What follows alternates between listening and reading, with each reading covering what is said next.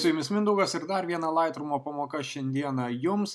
Dabar nenagrinėsime kažkokios konkrečios funkcijos, kažkokio konkretaus įrankio, o tiesiog pabandysime sutvarkyti labai paprastą nuotrauką. Specialiai ėjau į archyvą ir žiūrėjau, kur turiu kokią senesnę nuotrauką ir būtinai yra formato, kad būtų daugiau galimybių tvarkant ją. Čia yra Vilniaus vaizdas. Pasižiūrėkim į duomenis. F4 su makro objektyvu fotografuota ISO 200 ir išlaikymas 6400, vos ne greičiausias, koks įmanomas ant Nikono 700. Gerai, tai nesvarbu, pabandykim pasižiūrėti, ką mes galim padaryti. Kuomet sako, padaryk gražią nuotrauką, tai gali paklausti, o kas tau yra graži? Arba tiesiog, ką norėtum pakeisti. Tai šiuo atveju reiktų pasižiūrėti į nuotrauką ir, aišku, didžiąją jos dalį užima dangus. Tai reikės kažką padaryti su dangumi. Yra saulė, yra šiek tiek žemės, tai yra pastatų, bet didžiąją dalį užima dangus. Tai mes ir pamėginsime išbandyti visas funkcijas ir pažaisti su dangumi. Reikia pasižiūrėti, kada jin buvo fotografuota. Taip, 12 metų gruodžio 23 dieną.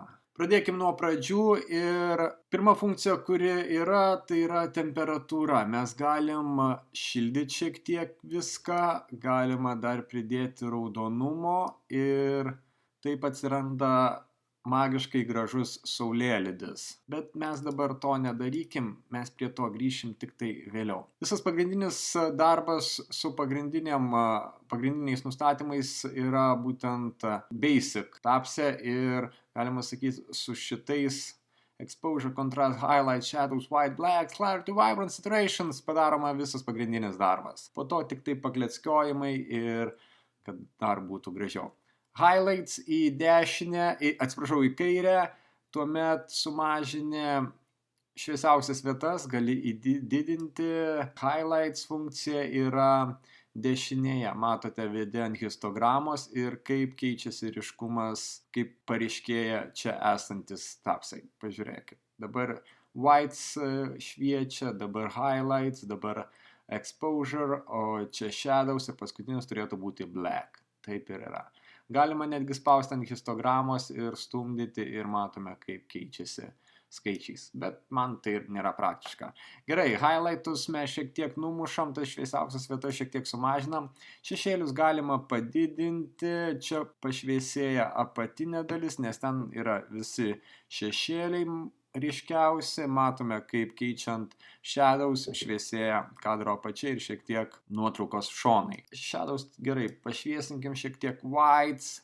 Galima mažinti, galima didinti. Per daug padidinus gaunasi makalynė, per daug sumažinus ta saulė netokia blausi. Tai galbūt šiek tiek padidinam. Ir blacką dėl kontrasto galima sumažinti, jis duoda tą vaizdą padidinusis, tą juodą spalvą pabalina. Tai dėl kontrasto galima sumažinti. Dabar clarity galima šiek tiek pakelt.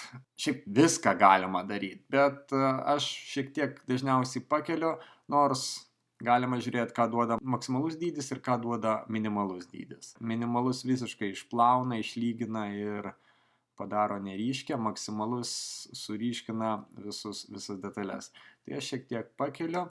Vibrance ir saturation yra ryškumai ir galima kelti vibrance, matome kaip geltonuoja, ryškėja geltona šviesa. Galima sumažinti ir viskas tampa taip dar ne juodai balta. Jeigu saturationą mes numušam, gaunasi juodai balta, bet vibrance numušus gaunasi toks alias spalvotas, bet labai mažai. Tai vibrance gal šiek tiek padidinam, žiūrim kaip saturationas padidėjęs atrodo. Galbūt jį šiek tiek sumažinam. Tone curve yra highlights, light, dark ir shadows reguliatorius. Ant gamtos aš dažniausiai darau tokią lengvą S raidę. Tai yra šiek tiek pakeliu lights, šviesumą, bet sumažinu darks ir shadows, kad dar tas tamsesnės vietas labiau sumažinti ir būtų toks kontrastingas vaizdas. Jeigu reikia, galima šiek tiek su lankiklius stumdant pasižiūrėti, kaip kas atrodo ir kaip būtų geriau, arba žaisti su linija. On-off galim pasižiūrėti, kaip atrodo jau pakeitus, kaip atrodo išjungus. Šiek tiek padidėjo kontrastas, viskas ok. Galima imti šitą pimpuką ir vesti jį ant nuotraukos ir tarkim čia kelti arba leisti. Ir tuomet jis reguliuoja, matot, kaip bėgioja lights reikšmė. Mes per daug čia nedarykim. Hue Saturation, šitą sekciją Color, Black and White galima įsijungti ją visą, all, ir tuomet bus visos reikšmės. Aš paprastai išsijungiu ir neišsiplečiu šitos sekcijos, žaidžiu po vieną. Saturations, jis ryškina arba išjungia tą spalvą. Norim išjungti geltoną, mes išjungiam geltoną. Norim išjungti mėlyną, mes išjungiam mėlyną. Orange išjungiam. Lieka tik tai tos spalvos, kurios yra ties nuliu. Mes jas galim paryškinti, bet kai tų spalvų nėra daug nuotraukoje, pažaliavo šiek tiek dangus, kai tų spalvų nėra daug nuotraukoje, tos reikšmės praktiškai neturi reikšmės, nes kai nėra spalvų, tai gali daryti kiek nori ir niekas nepasikeis. Gerai, mes grąžinam visas spalvas ir dabar žiūrim, tarkim, jeigu geltona maksimaliai, kaip geltona padidėja. Tai jeigu reikia kažkokią spalvą padidinti, sumažinti, matome, kad kadras mėlynuoja, raudonuoja ir yra ganėtinai ryškus, mes tą spalvą ant saturationo galima šiek tiek sumažinti. Tai gerai, mes, tarkim, oranžą šiek tiek primažinam. Redą galbūt padidinam. Luminance. Luminance yra tos pačios spalvos, matome šviesumas, dešiniai, tamsumas, kairiai. Tai mes galim visiškai užtamsinti orange arba galim ją pašviesinti. Mes galim užtamsinti yellow, galim ir pašviesinti. Tai čia jau labai priklauso nuo skonio ir ką nori padaryti. Pagal tai gali konkrečias spalvas šviesinti ar tamsinti. Jeigu mėlyna būna per tamsi, aš noriu ją pašviesinti, aš keliu mėlyną spalvą į dešinę ir ją pašviesinu. Split toningo paprastai neliečiu ir nesigilinu, ką jis daro, bet šiaip highlights galima spalvas keisti ir saturation stiprumą arba shadows irgi. Spalvos, stiprumas ir balansas. Aš prie to nelendu, man jis nepatinka ir kažkaip neįpratęs prie to. Sharpeningas galima uždėti Sharpo. Jeigu laikome Alt arba Option ant Maco ir matome, keičiame reikšmės ir matome, kaip keičiasi ryškumas. Tai pagal tai galime spręsti, kiek mes norime, kad tos vietos būtų aštresnės. Lygiai tas pats su amountu, laikom altą ir matom, kas vyksta. Details, vėlgi tas pats, mes jį galim padaryti 100 ir matosi, kaip keičiasi ir padarom 0, irgi matosi pasikeitimai. Jeigu paspaudžiam ant masko, tai viskas, kas juoda, yra be šarpo, viskas, kas balta, yra su šarpo. Tai mes galim pagal tai spręsti, ar norime kažkam dėti šarpo, ar tiksliau, kurias vietas norime sušarpinti, kurias ne. Ir taip matyti. Ok, mums tas tinka, važiuojam toliau. Noisas, triukšmų, gerai, mes pasididinkim galbūt iki 4 ir žiūrėkim, koks čia yra noisas, ar matosi labai pikseliai. Matosi, bet čia jau turbūt nuo šarpo visi parėję, tai mes just in case galim šiek tiek jį sušvelninti ir sumažinti. Lens correction, dar viena skiltis, kurioje aš abi varneles laikau visada įjungtas, tai panaikina chromatic aberration arba chromatinės aberacijas. Koks nuostabus vertimas. Ir enable profile corrections, tai yra fotikas turi savo profilį, objektyvas turi savo profilį ir Lightroomas atpažįsta tą profilį ir sako, kad čia fotkintas su mikroobjektyvu 105, 2,8 ir čia ir fotikas buvo Nikonas. Galime manual bėgti ir tvarkyti distortion. Matome, kaip išlinkimą galima keisti. Mums nieko čia nereikia daryti. Žiūrim, ką šitie daro. Paprastai manualą retai kada darau, nebent kažkas būna su architektūra. Tai bandau. Vienietinimas, matome, kaip tamsina, šviesina, bet vėl. nieko mes čia nedarykim, palikim tiesiog taip, kaip yra. Transformas, matome vėl, ką jis daro vertikaliai, taip keičiasi, horizontaliai žiūrim, kaip keičiasi, vėl visokiausi tampimai, rotate, čia jau turėtų būti sukimas, aspect yra toks efektas, vėlgi, aš jais labai retai naudojasi, nebent vėl kažkas su architektūra ir būna labai išlinkę, labai paversta ir reikia sutvarkyti. Gerai, jeigu mes darom taip ir matom, kad čia yra balti likę plotai, tai galime spausti Constraint Crop ir jis automatiškai juos ištrina. Mums to nereikia, bandykim atskurti ir ok, grįžo atgal. Taip, kad transformas labai retai naudoju, 1 iš 1000 galbūt atveju arba tiesiog 100 iš 100 atveju, jeigu konkrečioje situacijoje man to reikia. Efektas yra tiesiog, galim uždėti vinjetavimą, galima jį midpointą išplėsti, galima, kad visas šviesiausia dalis būtų centre, o kraštai visiškai juodi, roundness rodo, kiek jis eina aplinkui, feather rodo tą tokį perėjimą. Galima color priority, paint overlay ir tai bus šiek tiek skirtingai. Palikim prie highlighto, grainą galima uždėti grainą, matot kaip jis atrodo, toks senovinis juostinis efektas, bet čia jo nereikia, reikia, kad kadras būtų šviesus. Ir dehaze funkcija, kuri 2012 metais dar tikrai, kurios nebuvo ir tvarkydamas tas nuotraukas negalėjau jos pasinaudoti, o dehaze'as, man atrodo, yra kažkas tokio kontrastas plus clarity, nes jis kai užkelia, jis padaro labai kontrastingą, šviesas taip sustiprina, kai minusas iššviesina ir išblukina. Tai aš galvoju, kad dehaze'as yra būtent kontrasto ir klaračio toks duetas, kuris veikia kartu. Tai gamtoje aš kartais jį pakeliu šiek tiek, kad būtų šiek ryškiau ir toks sodresnis atsirastų. Atrodo, perėjom per visas funkcijas, dar liko camera calibration ir čia vėl shadows, red primary, green primary ir blue primary. Ir pagal spalvas galima spręsti, ką daro. Shadows jis turėtų šešėlių šiek tiek raudonuoti, pažaliuoti, red mes galim raudoną keisti ir vėl saturations yra stiprumas, bet mes to nedarykim. Matome, daugiau nieko nėra, ką būtų galima reguliuoti, o reguliuoti tikrai norisi. Pavyzdžiui, čia matosi juoda dulkė ir juodas taškas, kuris buvo nuo fotiko.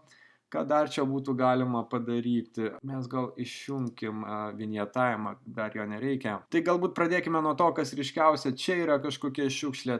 O tas šiukšlės galima valyti labai paprastai. Jau praeitose pamokose mokiau apie šitą tapsą ir čia esančius įrankius ir galime pasirinkti spot removal. Ir jis duoda tokį apvalų žaisliuką, kurį paspaudus jis analizuoja, kas yra aplinkui ir kuo tą vietą galima pakeisti, kad ji neišsiskirtų. Gerai, matome, čia yra viena ryški dulkė, ok, ją pažymėm, jis nusprendžia, kad čia reikia perkelti į čia, ok, man tinka. Kas būtų, jeigu yra dulkių, bet jos dar nėra, vizualiai jų stipriai neįmanoma pamatyti. Galima spausti Visualize Spots. Jis yra apačioje. Ir čia parodo visas dulkes arba visus tuos taškelius, kokie yra nuotraukoje. Stiprumą galime didinti. Man atrodo, iš pat pradžių būna ties viduriu šitas reikalas, bet aš jį laikau pasididinęs, kad matyčiau net mažiausias dulkeles. Tai čia yra kažkoks kleckas, gerai, mes šitą vietą nupiešiam. Kartais gali būti, kad kleckuoja ir ten gali būti koks paukštis. Tai aš kartais matau, kad čia yra ir neaišku, ar čia kleckas ar kažkas, tai aš tiesiog išsijungiu, pasižiūriu, aha, čia kažkas tikrai yra, bet jokio paukščio, tai spaudžiu, ok, pakeistų šitą, čia tikrai 2 dulkės turėtų būti, čia ir čia, pasižiūrim, išsijungia, kaip tai atrodo realiai, ar tai debesis ar dūmai, nei tas, lens flare gal, čia tas saulės spinduliai, kurie atsispindi nuo objektyvo ir jie sukuria tokį efektą. Gerai, pašalinkime juos, dinkit iš čia, nereikia man jūsų. Ir iš čia dar. jūs pabėkit. Ir okei, viskas, daugiau kažkokių vizualesnių taškelių nesimato, čia kažkas yra, bet tai turėtų būti dūmai ir mes galim išsijungti ir pasižiūrėti, kaip visą tai atrodo. Paspaudžiam Done ir matome, ar yra kažkas, ko galėjo nepastebėti, ar pakeitė labai nevykusiai ir dėl to reikėtų perdaryti. Ne, atrodo viskas gerai. Ar galėtume pasinaudoti kitais įrankiais? Taip, galėtume. Pavyzdžiui, kropų viršų nebent šiek tiek galėtume sumažinti. Ok, saulę palikim apatinėme trečdalyje, tiek sumažinam. Spotų pasinaudojom, Ice, Red Eye nereikia. Graduated, va, šituo mes galim pasinaudoti ir padarykim taip. Pasižymėjom šitą plotą, nuo viršaus iki čia yra 100%, nuo čia iki čia yra nuo 100 iki 0. Galėtume pagražinti dangų. Dangų gražinti galime su temperatūra. Kaip sakiau, priekė mes prie jos grįšime, tai galbūt ir grįžkime dabar. Pažiūrėkim, kaip atrodo fancy visokie dalykai ir ar toks dangus galėjo būti realus, o galbūt toks realesnis, žaliai mėlynas. Galima čia tiesiog žaisti ir galvoti, koks dangus tam vakarui galbūt būtų tikęs labiausiai. Gerai, žalias, ne, žalio dangaus pas mus nebūna, bet jis dažnai būna toks vat raudonas ir visaip kaip gražus. Gal palikime mes tokią rausvą spalvą, šiek tiek pamėginkime amountą galbūt sumažinti ir šiam 8%, ne, atrodo per daug sumažinau, gerai, 85%. Saturation galima pakelti, kad jis būtų stipresnis, bet mes pabandykim padidinti dehaze'ą. Ne per ryšku ir per netikrą, galbūt šiek tiek labai nedaug. Ką duoda clarity's? Jis paaštrina, bet labai jau taip atsiranda daug triukšmo. Black'ą didinam, gerai, dėl kontrasto. Tarkim, toks dangaus viršus, spaudžiam Done, man visai patinka ir dabar yra šitas plotas, kuris toks žaliai mėlynuojantis. Kaip su juo dirbti? Kadangi jeigu mes imsim šitą įrankį, jis vėl dirbs, tik tai šiuo atveju dirbtų su apačia iki vidurio ir šiek tiek daugiau, mes jį galim sukti, vėl netinka, tai mes jį backspace'as arba delete ištrinam ir mes turime radial filter ir jis piešia bet ką, ko jums reikia, kas susijęs su apvalumu, ovalumu ar tam tikrų plotų, kurį reikia pažymėti. Mes išsitrinam šitą ir tarkim pasižymim visą šitą plotą ir sakom, va dirbk tik tai su tuo, kas yra viduje. Dar šiek tiek pasididinam. Tam, kad jis dirbtų su tuo, kas viduje, reikia invert mask padaryti. Viskas. Dabar jam bus įdomu tik tai, kas yra viduje. Ir vėl grįžtam prie temperatūros, o čia sukurkim kažkokią dramą. Gerai, jeigu mes tokia. Gerai, feather padidinam šiek tiek, kad tas perėjimas būtų kuo švelnesnis, nes jeigu feather 0, tai tas perėjimas būtų labai ryškus. Matom, koks jis ryškus. Padarykime 100. Pakelkim saturation daug, nebus per daug. Galbūt clarity, highlight šiek tiek sumažinam, shadows galbūt padidinam, kontrasto šiek tiek pridedam. Gerai, jeigu yellow, ne, aš noriu orange ir tu grįžk prie mėlynumo, galbūt duodam daugiau raudonumo. Jeigu atrodo, kad per mažai, mes galim daryti duplicate ir bus dvigubas efektas to, ką jau esam padarę.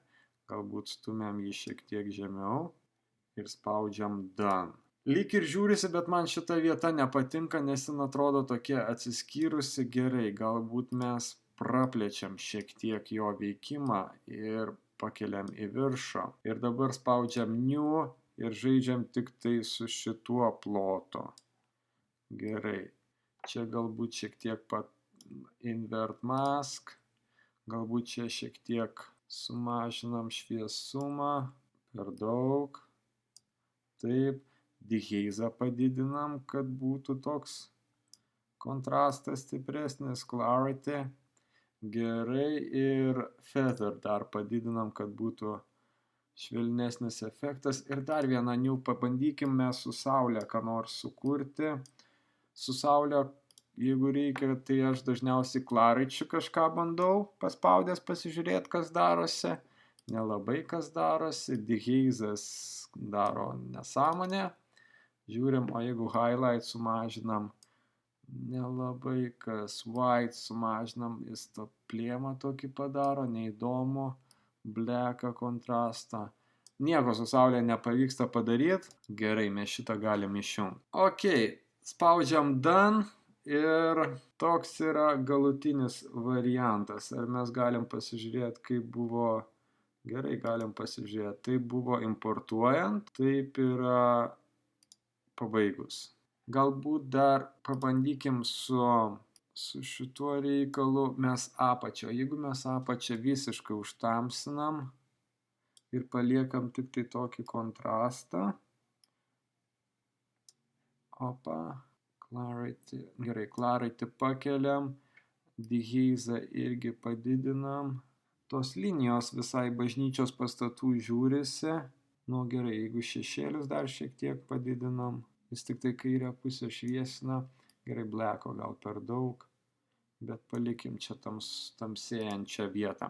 Ok, ir tarkim tai būtų mano galutinė nuotrauka, kurią aš publikuočiau. Lightroomas yra geras tuo, kad tu tiesiog gali stumdyti reikšmes ir žiūrėti, kas vyksta.